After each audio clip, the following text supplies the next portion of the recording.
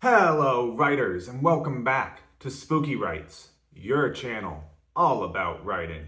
I'm your host, who is secretly a ghost, Kamal Onor. Now, today we're going to be talking about the authors that you should be reading if you want to be successful as an author. Because, shocker, you do need to read. So, who do you need to read? That's what we're talking about today on Spooky Writes. So make sure if you get any value from this video, give it a good thumbs up. Make sure you tap it, smash it, obliterate that thumbs up button, and also subscribe to the channel while you're down there if you could. Helps the channel out a lot. And with that said, let's head into the storm.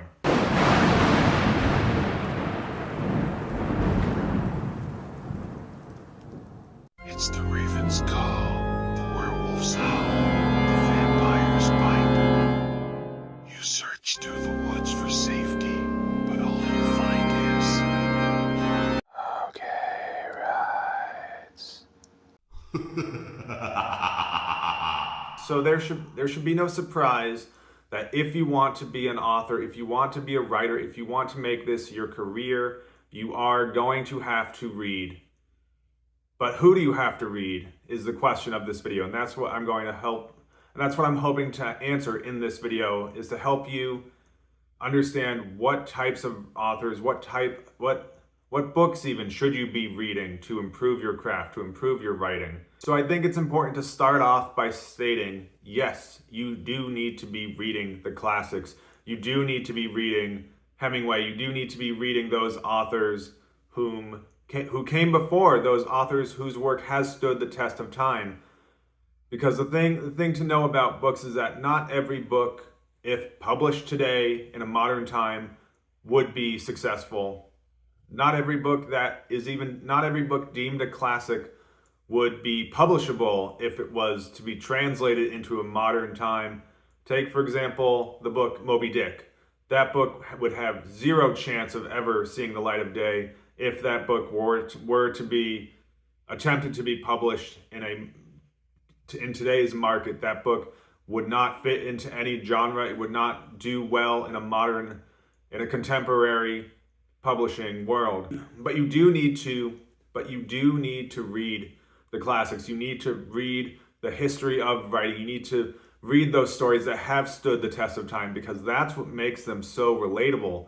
It's not the archaic writing, it's not the archaic style, it's not the fact that it was written 300 years ago. It's not the fact that your teachers are saying you have to read The Great Gatsby. It's the fact that these are stories that have remained popular. These are stories that have remained relevant to the human experience all these years later. There's a reason why we read Shakespeare. There's a reason why we still see Shakespeare plays, because his work is timeless, because the themes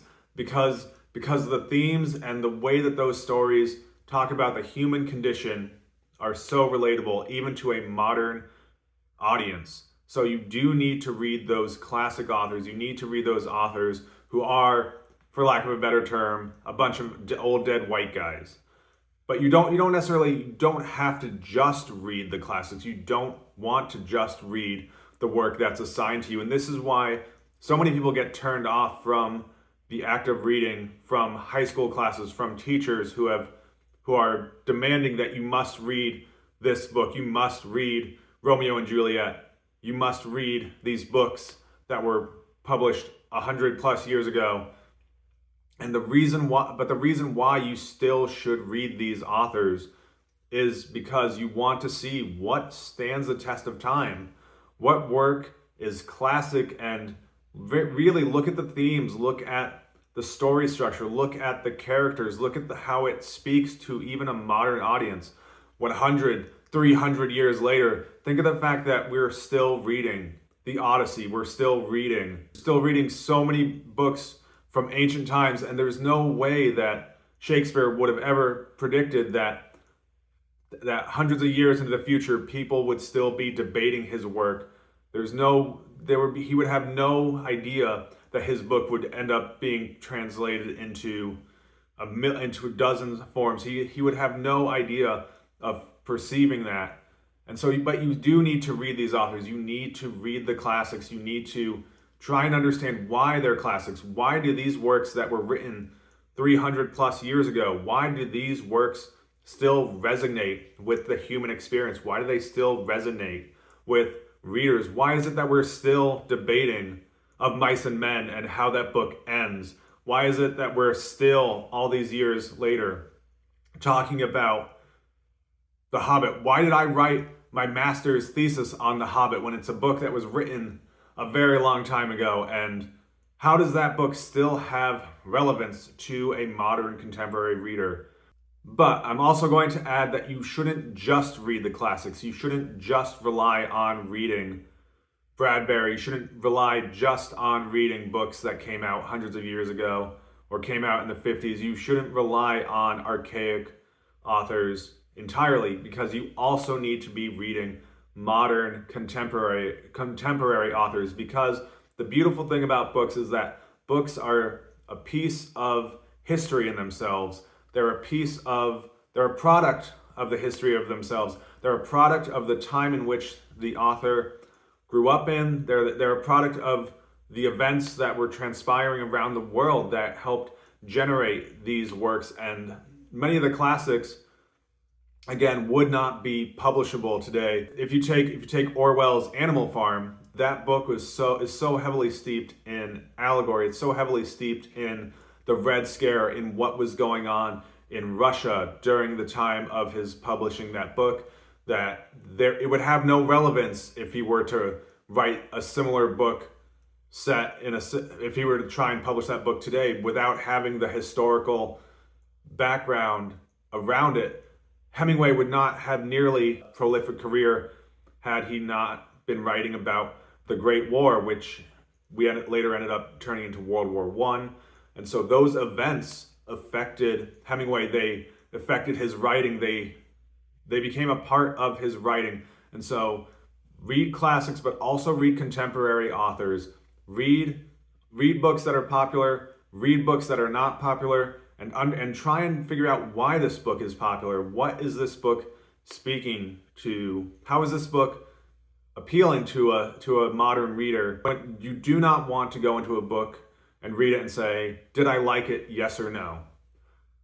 You don't want to just say, I liked it, and then shrug your shoulders. You want to be able to say, what about this book is appealing to me or appealing to a wider audience as a whole? There are books that I believe are poorly written, and yet these books still have mass appeal to a larger audience. There's a reason why people read Stephen King. I'm not sure what it is, but whenever I try and read Stephen King, I look for it and I try and figure out what is appealing about his work. I have several theories about what I think might be the appeal of Stephen King's work, but that's besides the point. So you have to read classic authors. You also have to read contemporary authors, because you want to be getting a contemporary voice in your head. You don't want to be describing scenes where the farm was abundant and ripe, pregnant with the bursting with the coming harvest that was set to come. You don't want to be writing scenes like that. You need to be writing scenes that are designed for the audience that you're within the year that you're looking to publish. You want to have your ideal audience, and there was no way of classic authors ever being able to perceive that their work would be continued to be read all these years later. So the audience that they had in mind at the time was the audience of the time that they wrote those books and the time that they wrote those works. So you have to read contemporary authors. You also should be reading the classics. Read good books, read bad books, read all the books that you can get your hands on. Read as much as you can, and there is really no way around this. If you want to improve as an author, you have to read.